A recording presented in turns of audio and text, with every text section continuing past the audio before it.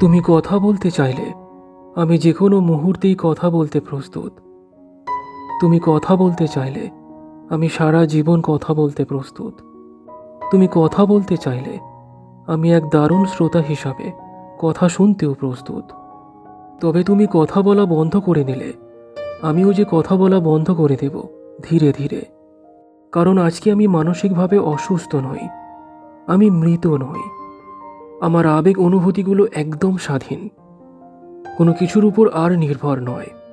আমি জীবিত একজন, সমস্ত অনুভূতি নিয়ে প্রতিটা মুহূর্তেই আমি জীবিত।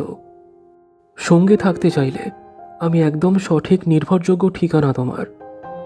সংসার করতে চাইলে আমি এক দারুণ মানসিকতার মানুষ হিসাবে ভালোবাসার সাথে সাথে মান অভিমান ভাঙানোর ক্ষমতা নিয়ে দিন শুরু থেকে দিন শুরু পর্যন্ত তোমার আশেপাশেই যে থাকব।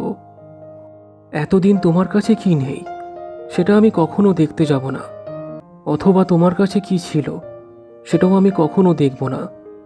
শুধু এই মুহূর্তে তোমার কি আছে আর সেটা আমি কতটা নিজের মতো গুছিয়ে নিতে পারি, তোমাকে নতুন করে গঠন করে নিতে পারি, সেটাই আমি দেখব।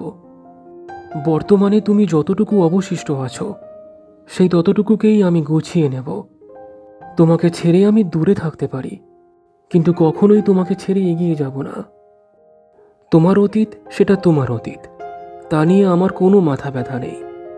আমি তো শুধু তোমার বর্তমানে ভাগ বসাবো, আর সেই বর্তমানের ভাগের সাথে সাথে তোমাকে নিয়েই তো আমি আমাদের ভবিষ্যৎটা ঠিকমতো গুছিয়ে নেব। সবসময় একটা কথা আমার বিষয়ে মনে রাখবে, আমি কখনো পিছনে ফিরে তাকাই না, আর কারোর পিছনে ছুটেও যায় না। তাই কখনো একসঙ্গে থাকতে গিয়ে পিছিয়ে পড়ো না। অর্থাৎ একসঙ্গে থেকে নিজের বলে কিছু হয় না, নিজের আনন্দ বলে কিছু হয় না, নিজের চাহিদা বলেও কিছু হয় না। সব কিছুই তখন আমাদের। তবেই না দুটো মানুষের একসঙ্গে থাকা।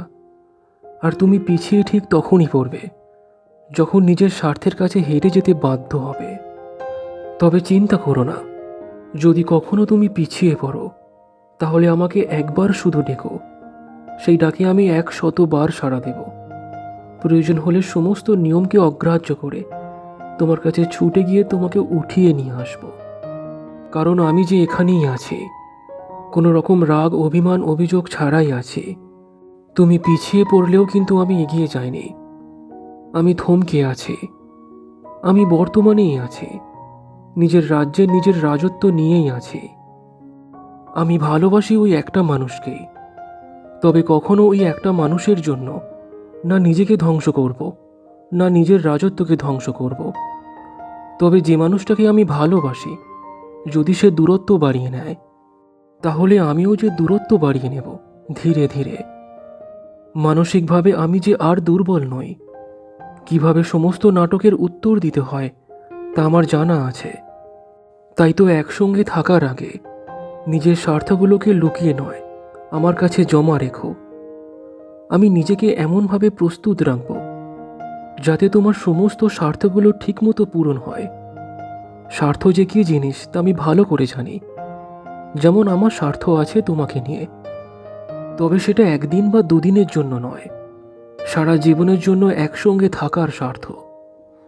তাই তো পরিস্থিতির জন্য যদি দূরত্বটা বাড়িয়ে নিতেই হয়, তবুও আমি তোমাকে ছেড়ে এগিয়ে যাব না। দূরে থাকবো, তবু তোমারই থাকবো।